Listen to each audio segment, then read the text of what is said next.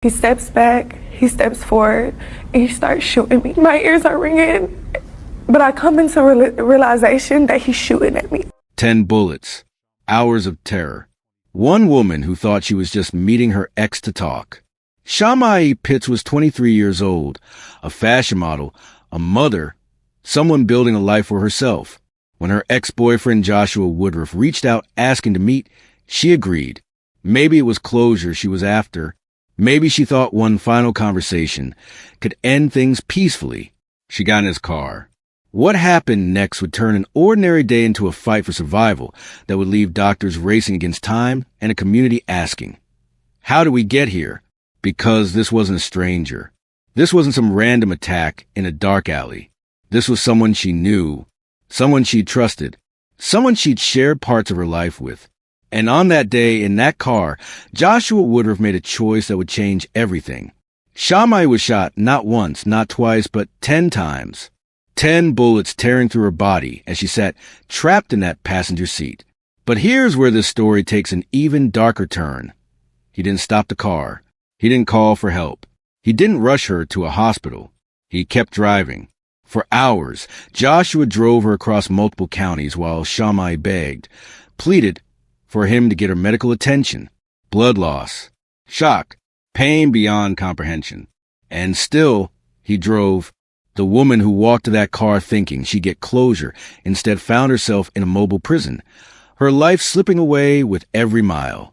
By the time he finally dropped her at a hospital, the damage was catastrophic. Emergency surgery, medical teams fighting to save her, and police waiting to arrest Joshua the moment they understood what had happened. But before we get into what happens next, before we talk about the arrests, the charges, and the controversy that would follow, I need you to do something. If stories like this matter to you, if you believe in raising awareness about the warning signs we all need to recognize, hit that subscribe button right now. Drop a comment telling us what state or country you're watching from. Because Shamay's story isn't just about what happened to her. It's about what could happen to anyone who misses the signs. Now, let me show you exactly what went down that day, in Shamay's own words and the details that emerged from the investigation. A woman who survived being shot 10 times has a warning now for other women tonight. Her ex-boyfriend kidnapped her, shot her, then drove her through multiple counties. And now she hopes she can inspire women to leave abusive relationships.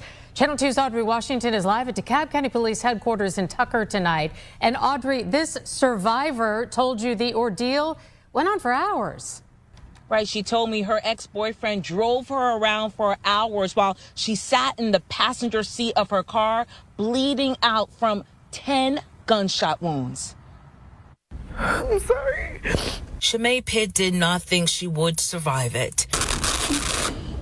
Right here, I have a bullet wound. She says on November 2nd, in a fit of rage, her ex-boyfriend Joshua Woodruff shot her 10 times. I see the inside of me on the outside. Pitt tells me she agreed to meet with her ex to talk. She says that conversation turned violent and there was a struggle inside of her car. He steps back, he steps forward, and he starts shooting me. My ears are ringing, but I come into realization that he's shooting at me. Pitt says Woodruff then drove her from Snapfinger Road in DeKalb County to Douglasville. At one point, she says she heard Woodruff make 2 phone calls. Basically asked him what to do with my body. I'm scared. I asked him, can I just write a letter to my son? Pitt says Woodruff eventually abandoned her at a hospital while paramedics rushed her to another hospital in critical condition. Security detained Woodruff.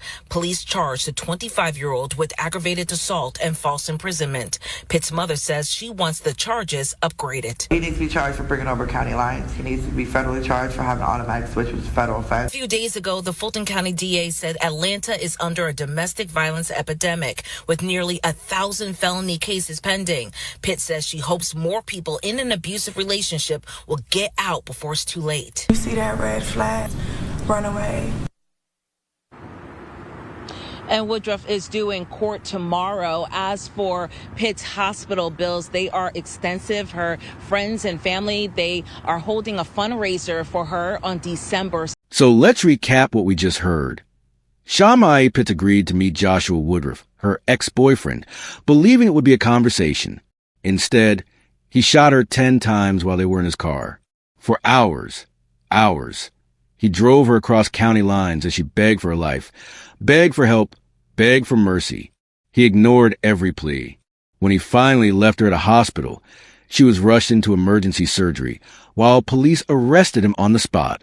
Joshua Woodruff now faces charges of aggravated assault and false imprisonment. Shamay's mother is pushing for even more serious charges, including federal charges, because he crossed county lines while armed and holding her captive. The legal system is now deciding what justice looks like in a case this extreme. But here's where the story gets complicated, and I'm not going to pretend it doesn't. Social media exploded after this incident, and not all of it was support for Shamay. Some people dug into her past. They found allegations, claims that she and Joshua had been involved in criminal activity together, accusations of fraud, extortion, a so-called Bonnie and Clyde relationship. People question her character. They question her choices. Some even suggested she played a role in her own tragedy. Let me be clear. Whatever their history was, whatever they may or may not have done together, none of it justifies 10 bullets. None of it justifies hours of terror in that car. None of it erases the fact that a young woman nearly died because someone she once trusted decided her life was his to take. We can acknowledge complexity without losing sight of the violence. Right now, Shamay is recovering, and recovery is a word that barely scratches the surface. She's dealing with physical wounds that will take months, maybe years, to fully heal.